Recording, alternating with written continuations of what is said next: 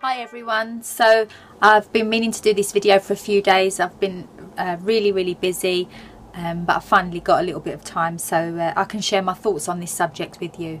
So the subject is the Russian ban, and also the news that has come out this week about the terrible torture of Jehovah's Witness men in Russia recently, since this ban. So I'll just give you a little bit of background for myself. So back when this ban was set, I was still in Watchtower. So while I say you guys, while members of the XJW community were debating whether they thought that a ban on Jehovah's Witnesses was a good or a bad thing, and there was lots of controversy over this, I was in Watchtower and I was busy writing my letters and sending them off to Putin and five other official top officials in Russia, basically pleading in behalf of Watchtower. The content of our letters wasn't specified by the elders or by the governing body, but we were asked to include in our letters things like how being a Jehovah's Witness has benefited us and our families, and how we are good for communities. So yeah, I was completely oblivious to these. Well, I was oblivious to all apostates, but certainly to this controversy. You had certain ones in the community that were for and others that were against. So I came out of Watchtower last year, and I have given this matter a lot of thought, and for me, my view is that I do believe that Jehovah's Witnesses should be banned in as many countries as possible. Now that's quite I suppose a controversial thing to say, because of the recent events that have rolled out. But I'll tell you why I feel that way. When you think about the policies and procedures that Watchtower has on I suppose the three main ones why I feel that they should be under ban is the policies on shunning, which causes it causes death. There are suicides due to this policy, both of Jehovah's Witnesses and of ex-Jehovah's Witnesses, and closely followed behind these suicides, there's untold mental illness caused by this policy. So it is very damaging. It's a terrible practice. When I was in Watchtower, I thought it was God's way of readjusting a person. You know, is the best form of discipline to get people back to the truth. But yeah, I'm awake now.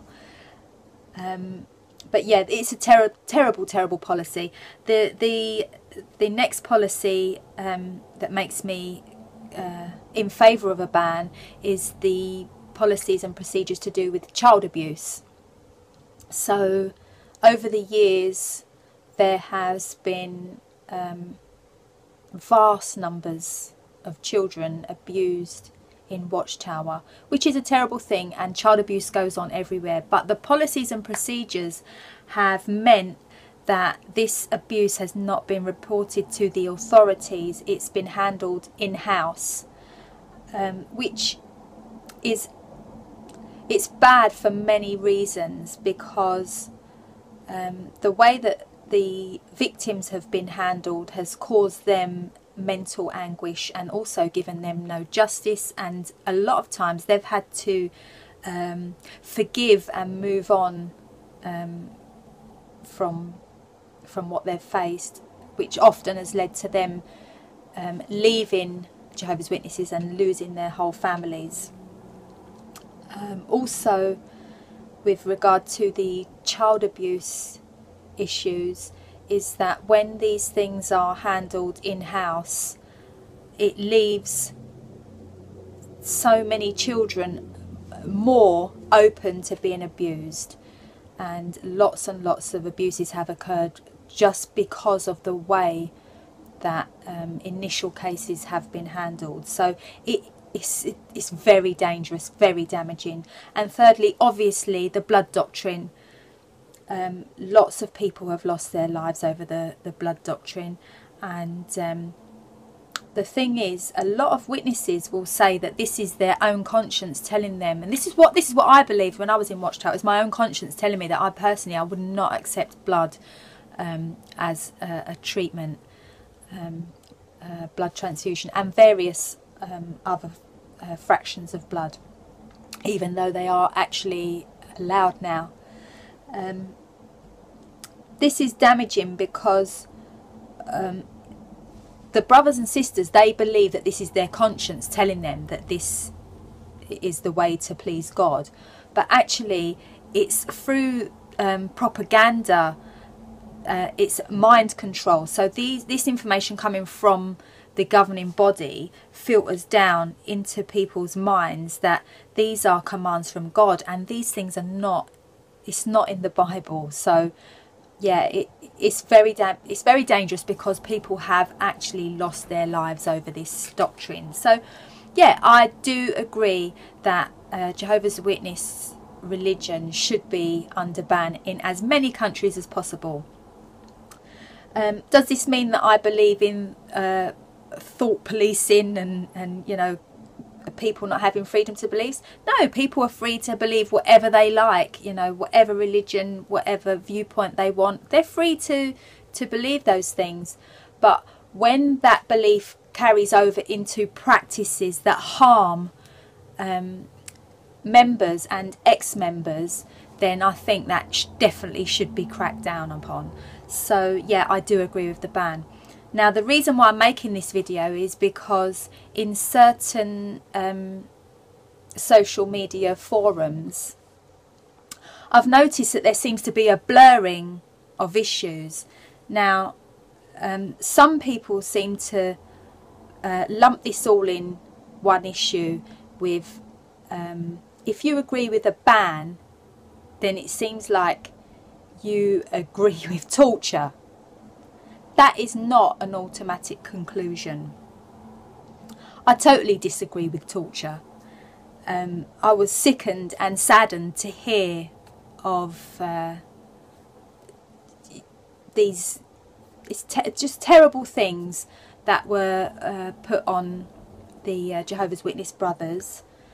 But the thing is, if you support a policy to ban, it doesn't equate to you then supporting the way a country chooses to handle, or I can't think of the word, but basically how they enforce their ban. So I can agree with Russia's ban, but it doesn't mean that I agree with torture. I don't agree with torture, and torture takes place not just for Jehovah's Witnesses, but it takes place all around the world, in many countries, on all different kinds of people, and I think it's a totally separate issue.